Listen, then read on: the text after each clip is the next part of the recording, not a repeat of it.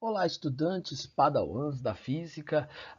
Dando continuidade ao nosso estudo da ondulatória, nessa videoaula a gente vai falar um pouco sobre fenômenos sonoros, fenômenos que ocorrem com as ondas sonoras. Então eu espero que depois dessa videoaula vocês possam entender um pouco mais sobre esses fenômenos e que essa videoaula possa ajudar vocês na resolução de alguns exercícios preparatórios para o Enem e para o vestibular. Então, bons estudos!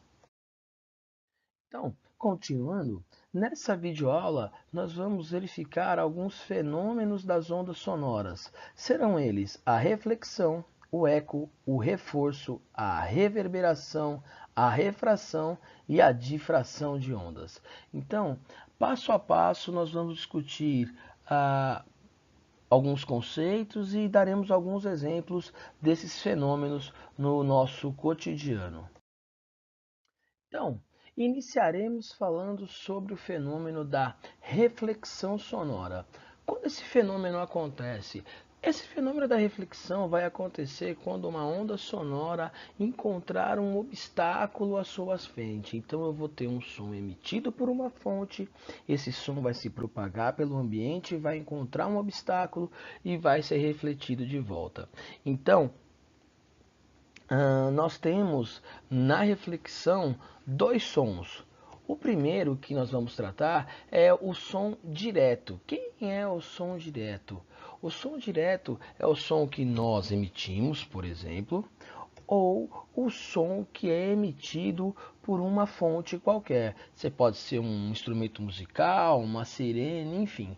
Então, primeiro a gente tem o som direto, que é emitido pela fonte sonora. Além do som direto, nós temos também o som refletido. Então, o som direto é o que parte da fonte emissora, e o som refletido vai ser aquele que chega aos nossos ouvidos depois do som direto. Então, eu vou ter dois sons. O som direto, que é emitido, ele chega a um obstáculo e é refletido e chega depois aos nossos ouvidos.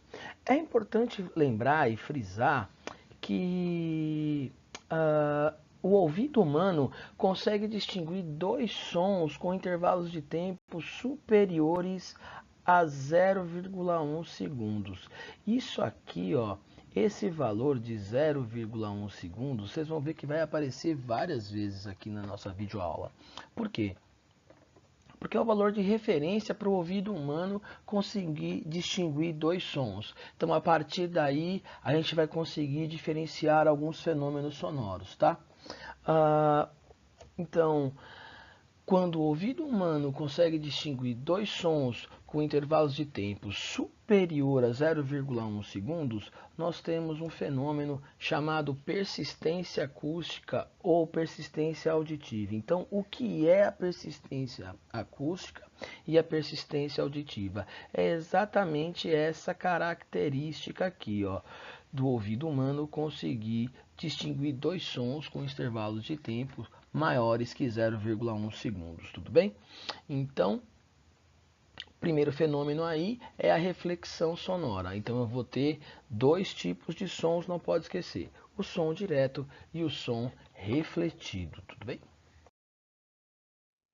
Um fenômeno que aparece devido à reflexão das ondas sonoras é justamente o eco, né? Você já deve ter visto em algum desenho animado ou você mesmo já deve ter experimentado o eco em alguma situação.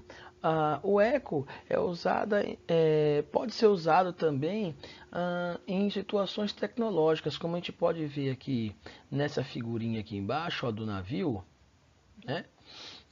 Você tem o sonar desse navio trabalha com reflexão de ondas por eco, né? Então, o sonar do navio emite uma onda que atinge os obstáculos lá no fundo, pode ser um cardume de peixes também, um submarino, por exemplo, e essa onda sonora é enviada de volta ao navio e é captada. Então, com essa diferença de tempo de emissão e tempo de recepção, é possível saber a que distância está o objeto, né? Então, por exemplo, quando você fala num lugar aberto onde tem montanhas, você também vai ter o eco, tá? Tudo bem? Então, seguindo e definindo o que é o eco é quando se pode distinguir um som refletido do som direto. Ou seja, o som refletido tem que ter um tempo de atraso maior que 0,1 segundo, né? A gente viu agora há pouco, no estudo da reflexão, que o ouvido humano consegue diferenciar dois sons, né, o som direto do som refletido, desde que eles tenham um tempo de recepção superior a 0,1 segundos. Então, o eco, para ele acontecer, o som refletido ele tem que ter um atraso de 0,1 segundo em relação ao som direto.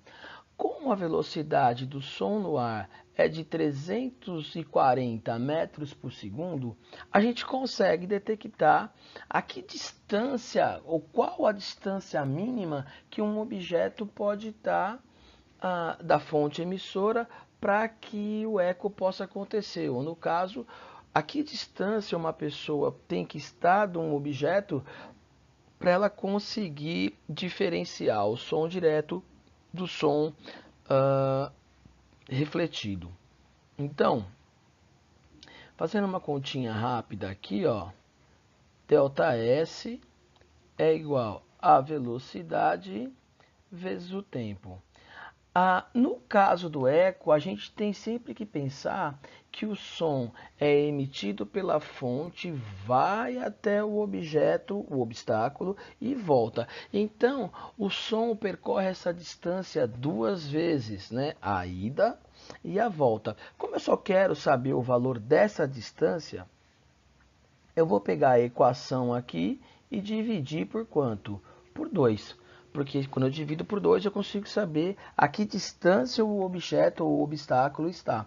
Então, quando eu faço 340 vezes 0,1 dividido por 2, eu consigo determinar que a distância mínima que um objeto deve estar da fonte emissora ou da pessoa que está falando, para ela conseguir distinguir o som refletido do som direto, esse obstáculo tem que estar a 17 metros da pessoa, no mínimo, tá? Então, quando eu tenho um objeto a 17 metros de distância, eu consigo distinguir o som direto do som emitido. E isso caracteriza o fenômeno do eco. Bom, então nós já vimos que quando o intervalo de tempo entre o som direto e o som refletido é superior a 0,1 segundos, nós temos o eco. Agora, quando é menor que 0,1 segundos, nós temos um outro fenômeno, né, que é o reforço. O reforço, então, ele vai acontecer quando o intervalo de tempo entre o som direto e o som refletido é muito menos, vamos destacar isso aqui, é muito menos que o 0,1 segundos, que é o tempo que o ouvido humano consegue diferenciar entre uma onda e outra. Então, como ele é muito menos que 0,1 segundos, esses sons eles chegam praticamente juntos. O que, que isso significa? Vamos dar uma olhada nessa imagenzinha aí. Ó, então aqui eu tenho a fonte emissora, né? Essa fonte emissora está emitindo sons em todas as direções, então uma parte da onda sonora vai vir diretamente para o ouvinte e uma parte da onda sonora vai bater aqui no nosso obstáculo refletor e vai chegar até o ouvido do nosso ouvinte. Então, a onda 1 e a onda 2, elas vão chegar praticamente juntas, o que provoca a sensação de um aumento da intensidade sonora, tá? Então, aumento da intensidade sonora.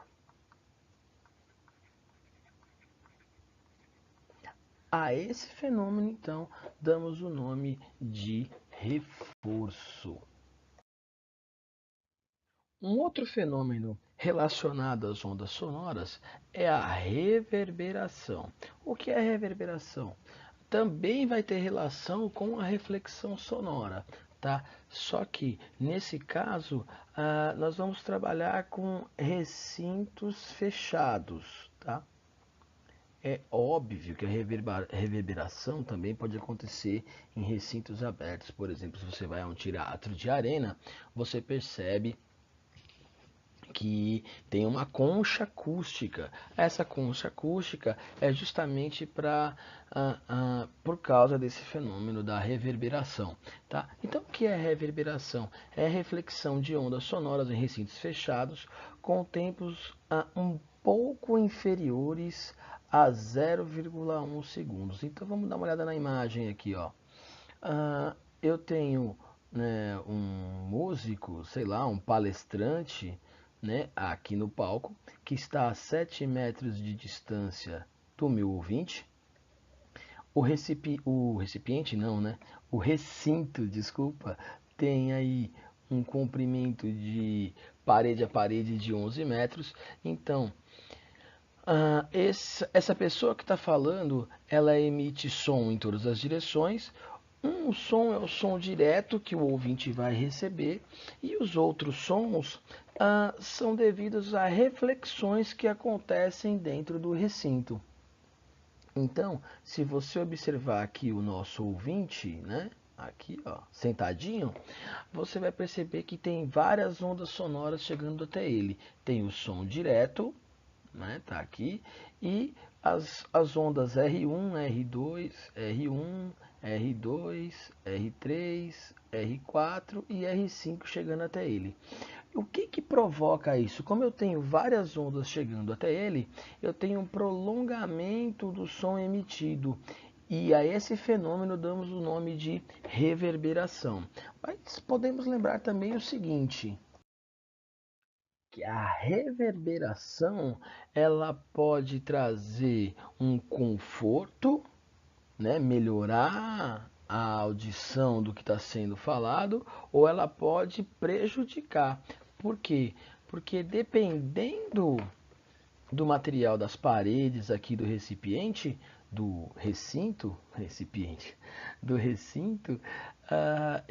o recinto pode ficar mais barulhento ou você ter um ambiente com mais acústico, né? Então na nossa imagem aqui a gente pode perceber que nessa primeira figura aqui, ó, eu tenho um ambiente barulhento, então eu tenho várias ondas sonoras chegando ao meu ouvinte que está sendo emitida aqui pelo megafone. E eu tenho nessa segunda figura aqui um ambiente confortável com revestimento acústico, tá? Então, no revestimento acústico, eu vou ter aí um outro fenômeno. Que fenômeno é esse que eu possa ter no ambiente acústico? O fenômeno da refração. Por quê? O que é refração? É quando uma onda passa de um meio material ou de um meio para outro meio, tá? Do vácuo, não precisa ser necessariamente um meio material, para um outro meio. No caso da onda sonora, a gente sabe que como ela não se propaga no vácuo, então quando eu falo de refração de onda sonora, ela tem que estar passando de um meio material para um outro meio material. Quando isso acontece, a velocidade da onda muda. Então, a velocidade da onda sonora, no caso, ela pode aumentar ou pode diminuir. No caso do ambiente confortável com isolamento acústico, o que vai acontecer? Como a refração não acontece sozinha, ela acontece junto com a reflexão, eu vou ter para o ambiente externo pouca emissão ou nenhuma emissão dessas ondas sonoras que estão dentro desse ambiente. Por isso, a gente vai ter um valor chamado de classe de transmissão sonora. É uma variável, né, um coeficiente, melhor dizendo, que vai determinar o isolamento acústico desse ambiente, tá? É importante destacar que quanto maior o valor da STC, né, da classe de transmissão sonora, melhora o isolamento acústico. Então, para valores maiores, quanto maior o valor da STC, melhora o isolamento acústico. Tá? Então, quando eu tenho um ambiente que tem um bom isolamento acústico, esse valor desse coeficiente é alto. Quando eu tenho um baixo isolamento acústico, né, o ambiente deixa escapar bastante som, eu tenho um valor pequeno desse STC. E para a gente finalizar a aula de fenômenos ondulatórios, não poderíamos deixar de falar da difração. Também é um fenômeno que pode acontecer tanto com as ondas sonoras quanto com as ondas eletromagnéticas. A difração é a capacidade de uma onda contornar um obstáculo ou passar por uma fenda.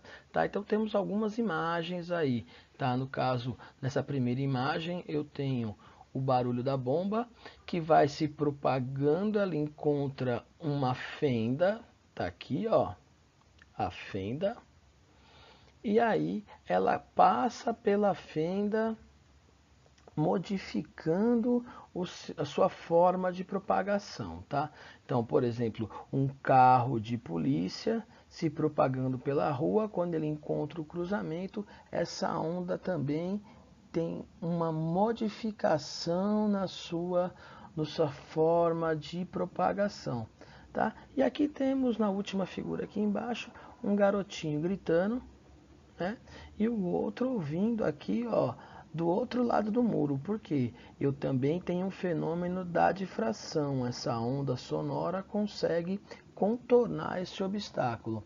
Uma coisa importante que nós podemos falar sobre a difração é que os obstáculos ou as fendas têm que ser da mesma ordem de grandeza do comprimento de onda da onda emitida, tá? Então, tem que ser da mesma ordem de grandeza. Por isso que a difração de ondas é mais perceptível em ondas sonoras do que em ondas eletromagnéticas. Por quê? Porque os obstáculos na natureza têm a mesma, praticamente, ordem de grandeza dos comprimentos de onda das ondas sonoras. Como as ondas eletromagnéticas têm comprimentos de ondas muito pequenos, é difícil perceber a difração. Tá? Apesar da gente usava mais antigamente, né?